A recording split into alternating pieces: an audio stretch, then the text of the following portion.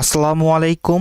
লার্নফ্লুয়েন্সি চ্যানেলের পক্ষ থেকে তোমাদের সবাইকে স্বাগতম এবং আমন্ত্রণ জানাচ্ছি আজকের এই ক্লাসে। আজকে আমরা আলোচনা করব নবম শ্রেণীর বাংলা বইয়ের নতুন কারিকুলামের সংশোধিত এবং পরিমার্জিত বার্ষিক পরীক্ষার সিলেবাস অনুযায়ী তোমাদের বইয়ের যে পল্লিমা কবিতাটি রয়েছে সেই পল্লিমার কবিতার অংশ 119 পৃষ্ঠাে যে ছকটি রয়েছে আমরা মূলত আজকে সেই ছকটির সমাধান করব। চলো আলোচনাটি শুরু করা যাক পরম করুণাময় মহান আল্লাহ তাআলার নামে। দেখো 6.1.2 কবিতার কাঠামো বুঝি।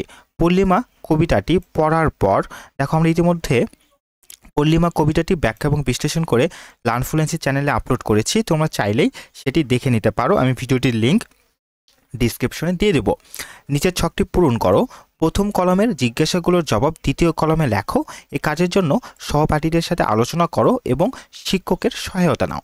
দেখো এখানে জিজ্ঞাসা এবং অনুপ্রাসের উদাহরণ তোমাকে লিখতে হবে। জিজ্ঞাসা এখানে আছে, দেখো অনুপ্রাসের উদাহরণ, উপমার উদাহরণ, লয়ের প্রকৃতি এবং ছন্দের ধরন, আর এর পাশে তোমাকে জবাবগুলি লিখতে হবে। দেখো এই ছকটি তোমাদের এবার যে প্রশ্ন কাঠামো 30 মার্কের অ্যাসাইনমেন্ট আছে সেটির জন্য ইম্পর্টেন্ট, আবার প্রশ্ন কাঠামো অনুযায়ী সংক্ষিপ্ত বর্ণনামূলক প্রশ্ন এবং এমসিকিউর জন্য ইম্পর্টেন্ট। দেখো অনুপ্রাসের উদাহরণ আমরা লিখেছি। অনুপ্রাসের উদাহরণ, কবিতাটিতে দুই ধরনের অনুপ্রাস আছে, যথা এক বা ক অন্তমিল অনুপ্রাস এবং খ পুনরাবৃত্তি অনুপ্রাস। তোমরা ছক পূরণের ক্ষেত্রে এতটুকুই শুধু লিখলেই হয়ে যাবে তোমাদের বইয়ে, যে কবিতাটিতে দুই ধরনের অনুপ্রাস আছে, যথা ক অন্তমিল অনুপ্রাস এবং খ পুনরাবৃত্তি অনুপ্রাস। আচ্ছা দেখো আমরা যদি একটু ব্যাখ্যা করে পড়ি, ক অন্তমিল অনুপ্রাস। এই অন্তমিল অনুপ্রাসটা কি? এই অন্তমিল অনুপ্রাস যদি আমরা বুঝতে চাই তাহলে আমরা কবিতাটিতে একটু ভালো করে দেখতে পারি। দেখো কবিতাটিতে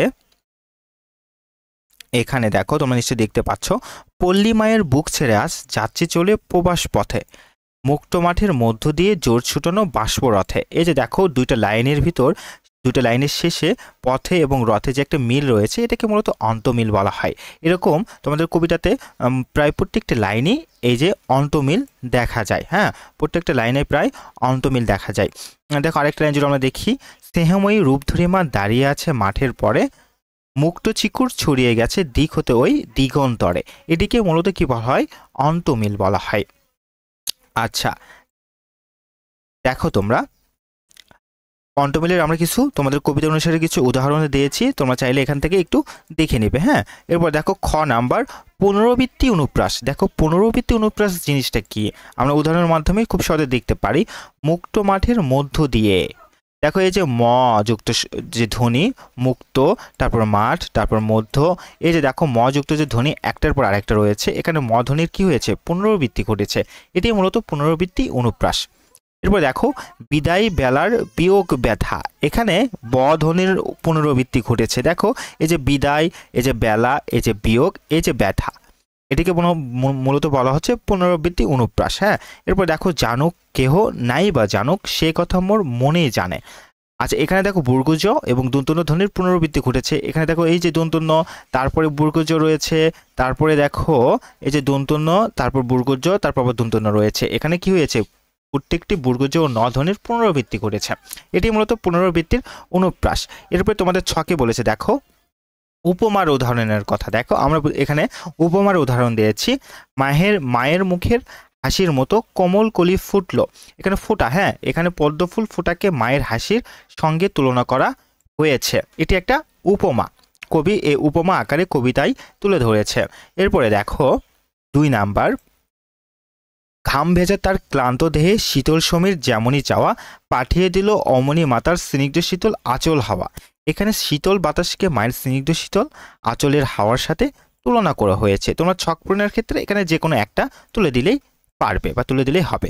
এবার তোমাদের ছকে যেটি রয়েছে দেখো লয়ের প্রকৃতি। কিসের প্রকৃতি? লয়ের প্রকৃতি। দেখো তোমাদের বইয়ের যে ছকটি রয়েছে, এই যে দেখো আমরা উপমার উদাহরণটা দেখলাম, এবার লয়ের প্রকৃতি দেখব। দেখো এখানে বলতেছে লয়ের প্রকৃতি, কবিতাটি দ্রুত আবৃত্তি করতে হয়। এই কবিতাটি ধীরে বা মধ্যম গতিতে আবৃত্তি করলে শুনতে ভালো লাগে না, অর্থাৎ কবিতাটির লয় দ্রুত গতির। লয়ের প্রকৃতি আমরা এতটুকুই লিখবো, তোমরা সহজে এটি তোমাদের ছকে উঠিয়ে নিতে পারবে। এরপর দেখো ছন্দের ধরন, কবি এখানে কিরকম ছন্দ ব্যবহার করেছে। দেখো ছন্দ, কবিতার গঠন রীতি বিশ্লেষণ করলে আমরা যে বৈশিষ্ট্যগুলো খুঁজে পাই সেগুলো হলো: 1. কবিতাটি একটি সমিল কবিতা, এর পুটিজোড়া চরণের শেষে মিল আছে। 2. কবিতাটি দ্রুত পড়লে শুনতে ভালো লাগে, অর্থাৎ কবিতার লয় দ্রুত। এই দুটি তোমরা খুব সহজেই তোমরা ছকে উঠিয়ে নিতে পারবে। এই বৈশিষ্ট্যগুলোর আলোকে আমরা বলতে পারি কবিতাটির স্বরবৃত্ত ছন্দে রচিত। এই ছিল তোমাদের জন্য আজকের এই আলোচনা। ভিডিওটি ভালো লেগে থাকলে লাইক করবে এবং অবশ্যই লার্নফ্লুয়েন্সি চ্যানেলটিকে সাবস্ক্রাইব করবে। এর পরের ক্লাসে পরের যে সমস্যাটি থাকবে আমরা সেটি সমাধান করব ইনশাআল্লাহ। ভালো থেকো, সুস্থ থেকো। আসসালামু আলাইকুম।